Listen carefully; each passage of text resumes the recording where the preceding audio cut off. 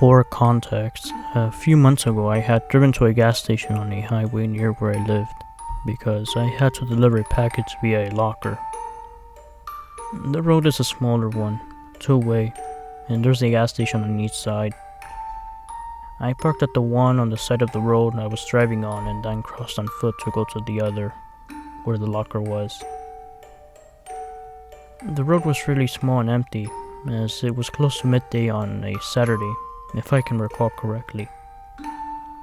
However, the place the locker was located in had shut down permanently and I couldn't access it anymore, so I crossed again and started my way back to the car. By the time I had done this, a truck belonging to a private postal company in my country had parked in the same gas station as I did. Again, it wasn't a weekday, so the place was closed and there was no one else nearby. The driver got out of the truck and came towards me, and he proceeded to ask me if we can connect the battery in his truck to the one to my car, as his has stopped working. I immediately refused, one, because I didn't know the first thing about that, and two, because the whole interaction seemed off to me, and I generally felt uncomfortable giving a complete stranger access to my vehicle. I apologized profusely and quickly got back into my car, which was luckily not too close to him. I couldn't even put my key in the ignition before the truck had left, getting back into the highway.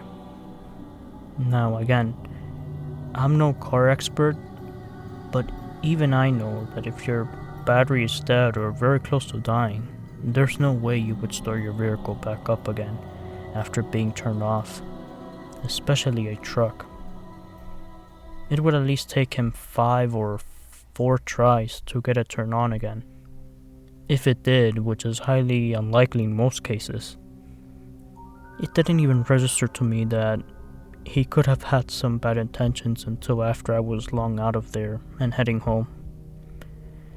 I don't know if all the TV I watch is getting to me or what, but everyone I told agrees with me that it was really weird and I did a good thing not giving him the time of day. I do wonder if he could have just been in a need of genuine help, but to be fucking honest, I have no idea. Anyways, if you're ever alone on the road, do not interact with the strangers who stop by, and do not get out of your car unless it's absolutely necessary.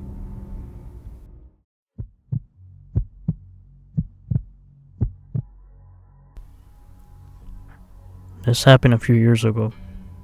I was 12 and my friend was 11, and her younger sister who was around 6 or 7. We had our 2 dogs. Both were still puppies at the time, and we wanted to go for a walk. So I went to a forest thinking it would be a perfect time to get a sunset photo. Mind you, to access this forest, you had to walk through a neighborhood, and I was pretty familiar with this neighborhood at the time, so I didn't really think anything of it. I had already walked my dog that area numerous of times. To enter the forest, there was a gated fence. However, before that, there was a slightly abandoned road which we walked down to enter. Keep in mind that this wasn't a real way to enter the forest, and there was a different entrance, but this route was quicker, so there was no one around us.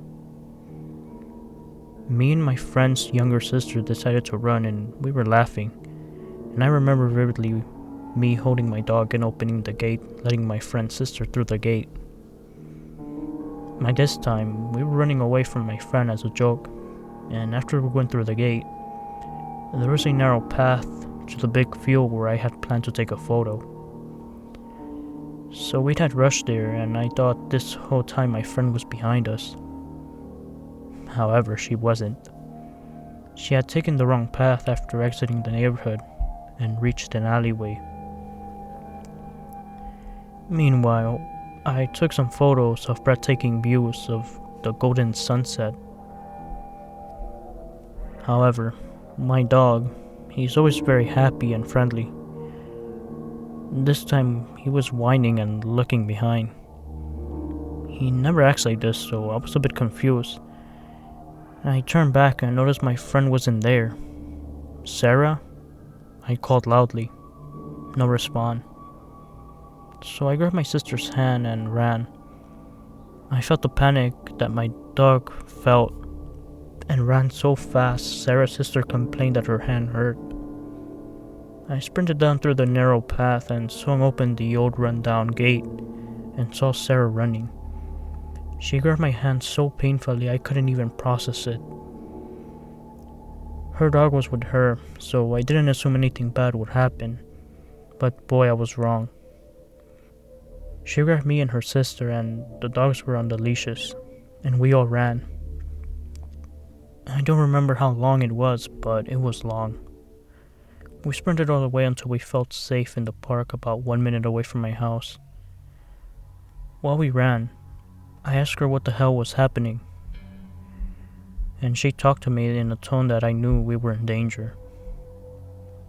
At the park, we sat on a bench and Sarah explained what happened. This is what I remember what she said. I was walking, and after I left that neighborhood, I couldn't see you guys, so I assumed you went in the alleyway. So I went down there calling your name, and I saw a man instead. He was tall, dressed in all black, and he didn't seem friendly. So I turned around to run, and he grabbed my hair. I thank God for having my dog with me because he growled and bit the man's leg, and I ran back, shaking from what was happening. And he was behind me. I knew he was, so I grabbed you and ran. By this, I was already shocked and started crying. I could see the pain in her eyes.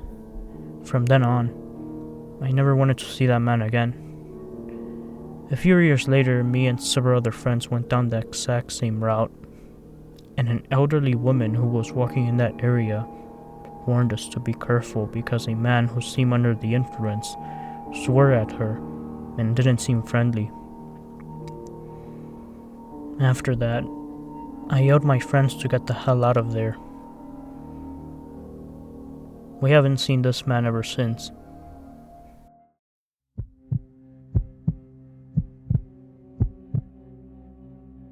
It was later in the evening, sometime between 8:30, and my mom and I had just gotten home from a long day of driving and visiting family to discover that our cat was completely out of food.